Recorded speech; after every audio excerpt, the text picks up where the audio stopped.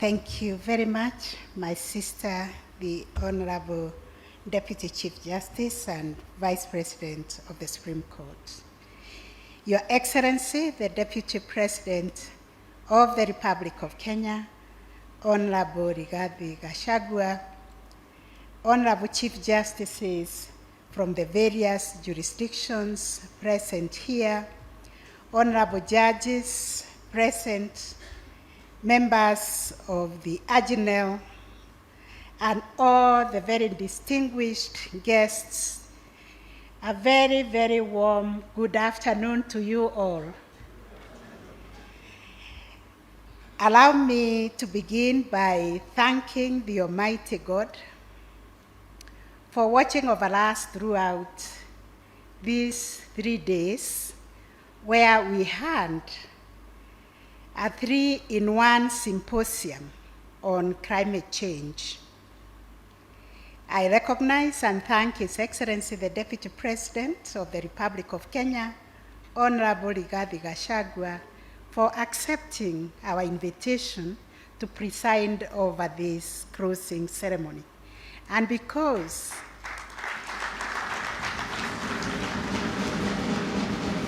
we are all eager to hear from you, Your Excellency, I will just adopt those very, very profound remarks that have been made by my colleague, Dr. Wanjara, Justice of the Supreme Court and Director of the Kenya Judiciary Academy, and my sister, in thanking all of you for all your support and for the commitment that we have seen here in the last 3 days that has resulted to the Nairobi communique that has been read to us.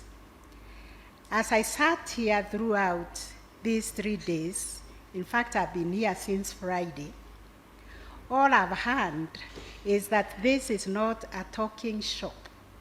This is a call to action by us, Chief Justices and ends of delegations, accepting the enormous responsibility that we have been given by our people to protect and promote our environment and mitigate on climate change, that we are not just going to lament, but take action.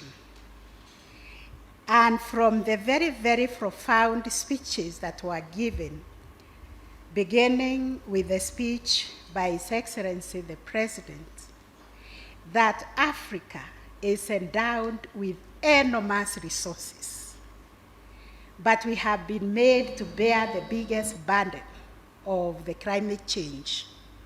So we are going to stand tall and claim our space to protect our resources and make the polluter pay. Ensure that we develop guidelines that help us ensure that those who come to pollute our environment will pay dearly for it, and our people will be protected. In particular, Your Excellency, with regard to this 3rd regional symposium, we have had this very robust discourse on the law that we play as the judiciary, but also the law that other people play, such as the executive, because we cannot do this alone. We depend on you when it comes to the implementation of the orders that we issue. We also rely on other stakeholders, the legislatures, the academia, to play their role in addressing the threat that climate change poses to Africa. With respect to the communique that has just been read to us, we have also interrogated the Maputo Protocol that was held in the second symposium that was held between 1st and 3rd of August 2018, and look at the progress that has been made by the Chief Justices in their various jurisdictions to see how we can speak in one solid voice and say that climate change devastation in one country affects all of us. And therefore, what happened in Maputo has greatly informed the 2023 resolutions that will see us play a proactive role in supporting our continent and our national efforts geared towards adaptation, mitigation, and building resilience to climate change. What has happened here in the last 3 days, Your Excellency, is a testament of the far-reaching results of the 3-in-1 Symposium and the benefits of cooperation, which we have entered into to forge a corrective front in enforcement of the environmental law and to ensure that those laws are enforced for the benefit of our people. And that is why we have in this 3-in-1 Symposium affirmed the African proverb that also goes to say, and I quote, "If you want to go fast, go alone, but if you want to go far, walk with others." And the one which my Chief of Staff has already said, that when you harvest a arrowroot, you plant another seed. So we are walking this journey together, and we are continuing to green not only the judiciaries, but all our environment as guardians of the rule of law and protectors of constitutional rights, including the fundamental right to a clean and healthy environment.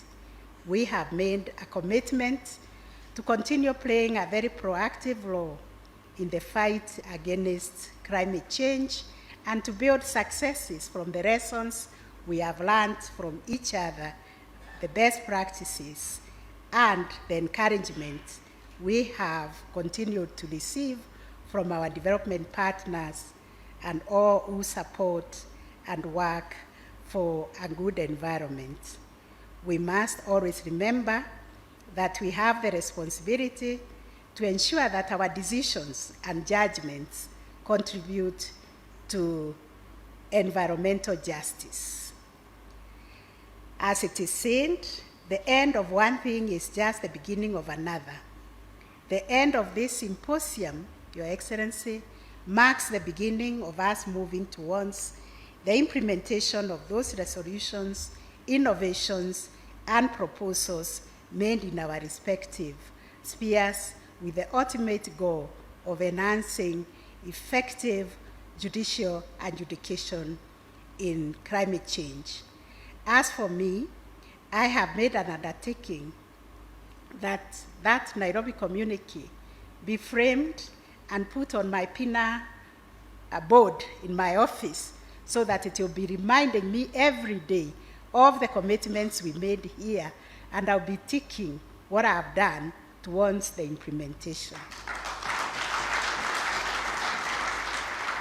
I thank all of you for attending the 3rd Greening Judiciary Symposium. I urge you to consider Kenyan judiciary as your friend, also as a home where you can come and rest and reflect. We assure you that we will continue with our hospitality to host you once more in future as we strengthen the bonds between our judiciaries and grow a culture and practice of owning regional judicial and social justice dialogues here in Kenya. It is now my singular honor and privilege to invite His Excellency, the Deputy President of the Republic of Kenya, to address this gathering and officially close this symposium. Welcome, sir.